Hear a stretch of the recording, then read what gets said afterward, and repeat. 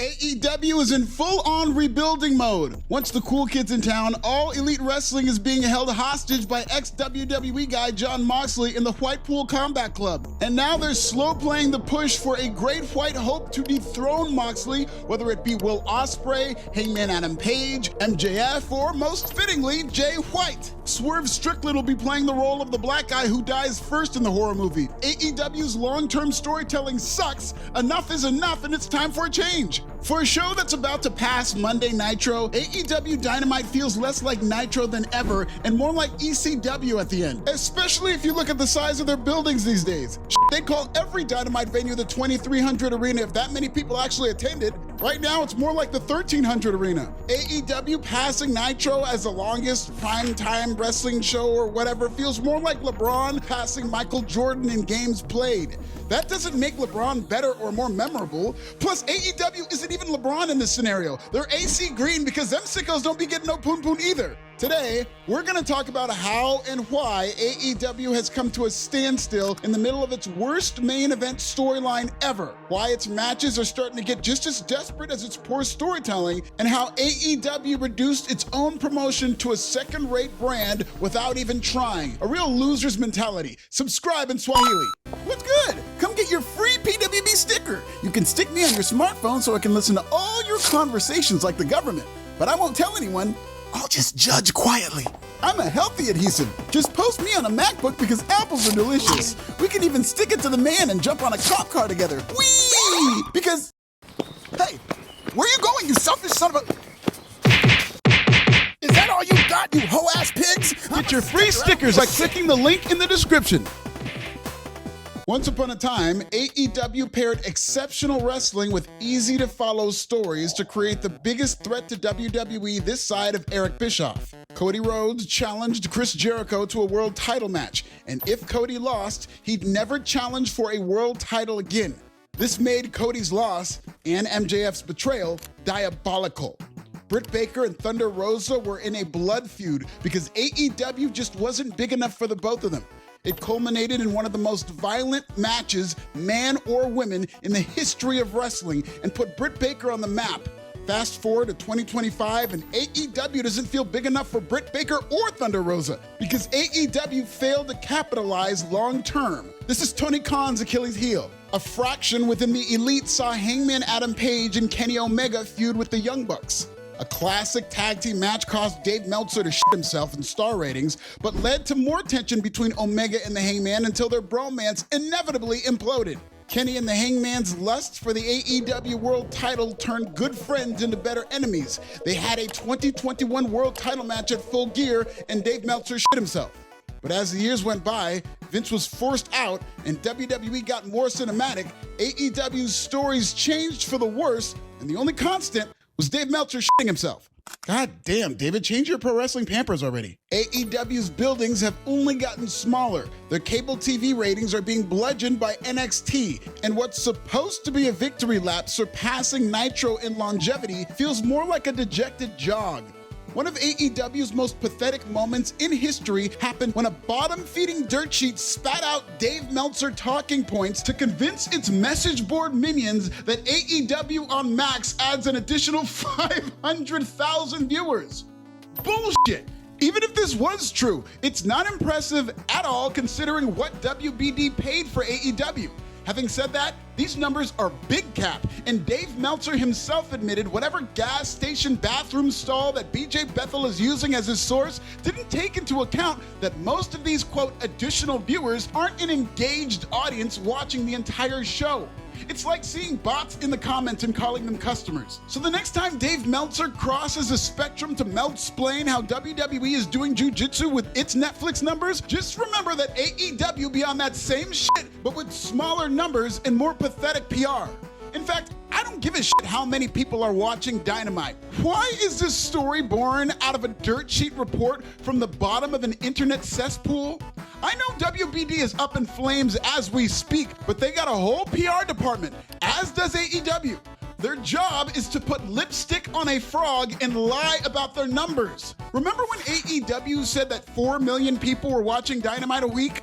That was bullshit too, but at least back then their PR department had a pulse. Now AEW PR is mailing it in more than Tony Khan when he's booking Collision. No matter what fake make-believe number AEW wants to put out in the universe, message boards and Meltzer as AEW's press secretary just doesn't cut it.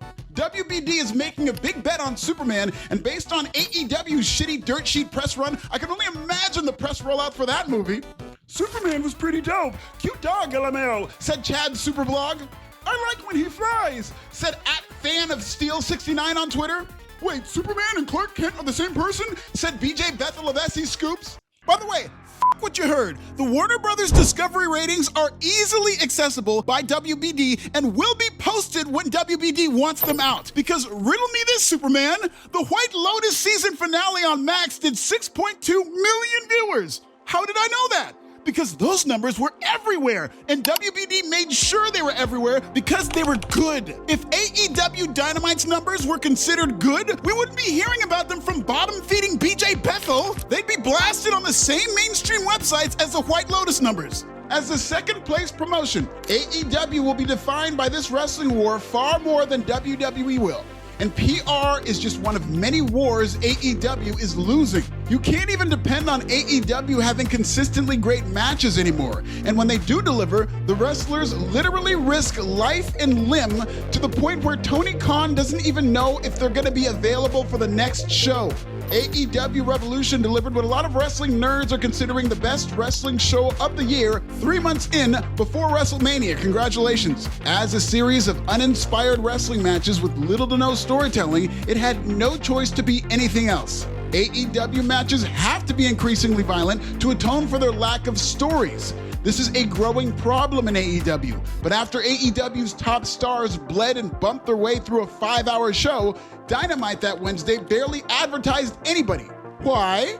Because Tony Khan has no control of his talent, so there were zero limits as to what they could or couldn't do on a pay-per-view match, and as a result, the trainer's room that Wednesday was more sold out than the 1300 arena.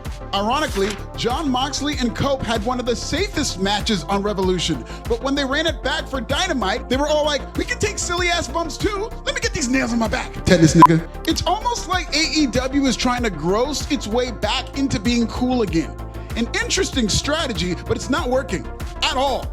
All it took was one single bar from heel John Cena to remind the wrestling world how far AEW has fallen. I make empires for billionaires. All you've ever done is steal money from their kids. Tony Khan's bank account catches a lot of strays when shots are fired between WWE and AEW. Sometimes unfairly so. I mean, let's face it, pro wrestling is an expensive business. What do you want from the little guy? John Cena's line about Cody Rhodes stealing money from billionaires' sons could have just as easily been directed at Vince McMahon Jr. as it could have been toward Tony Khan. For all this shit I give Tony Khan on this app, nobody will ever be able to take away the fact that he funded an enjoyable brand of wrestling that reset the market. Lest we forget, AEW got wrestlers paid. Lest we forget, AEW created real competition for WWE. Lest we forget, AEW gave WWE the kick in the pants it desperately needed in 2019. But as much as Tony Khan's bank account was necessary, it also played a big part in exposing his creative flaws. One of the many reasons AEW has stumbled in recent years is Tony Khan has been exposed as a booker. Most of AEW's top acts are free agents from other promotions, mostly WWE, and if you look at all the day one AEW projects who were earmarked for greatness at one point, most of them either faltered, plateaued, or got the hell out of Daly's place. The Acclaimed started off hot. Now Max Caster is doing jobs every week. Private Party captured lightning in a bottle to win the tag team titles from the EVPs, only to be cannibalized by the Hurt Syndicate. Jack Perry disappeared again. So did Britt Baker. In fact, I have a whole video on all the AEW stars who went missing or were fumbled by Tony Khan here. Cody Rhodes and CM Punk were two of the biggest stars AEW ever had. Now they're both headlining WrestleMania this year.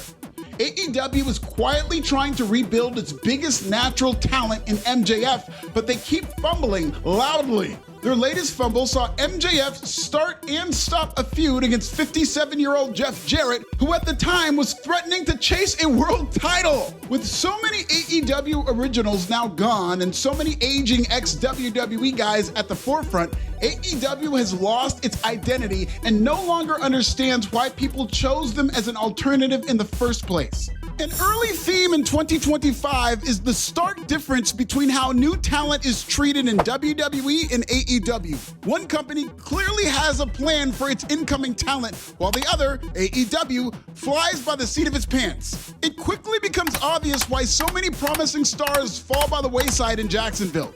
Penta and Rey Fenix both had merchandise available on WWE Shop before they even took their first bump. They had teaser trailers. They've been debuted to look like stars with lavish entrances and a series of wins. Penta's getting a WrestleMania match for the revitalized IC title. Ricky Saints just won the North American title. Meanwhile, in AEW, Blake Christian was thrown into the deep end against Kenny Omega with little to no fanfare. Blake lost. You didn't care about him before, you care about him even less now. My guy Kevin Knight, who follows Alfie on socials, lost his debut match to Jay White, then doubled down and lost again to Will Ospreay at Dynasty. No fanfare, no direction, no nothing. Speedball Mike Bailey's got something, but he lost in his pay-per-view debut match and is well on his way to becoming the next Jack Perry / Sammy Guevara / Infinity as a potential pillar who crumbled under the weight of Tony Khan's bullshit. AEW fumbles more talent than the Jaguars do football and talent, and has done nothing to make me trust that they're gonna build Kevin Knight, Speedball, or Blake Christian up to be anything special long term, especially with those rollouts. WWE has a real stimulus package for new talent with actual onboarding. New talent comes into AEW with all the planning of a fan jumping the rail on Nitro. Check out this video and subscribe. Why else does AEW suck? Tell me in the comments!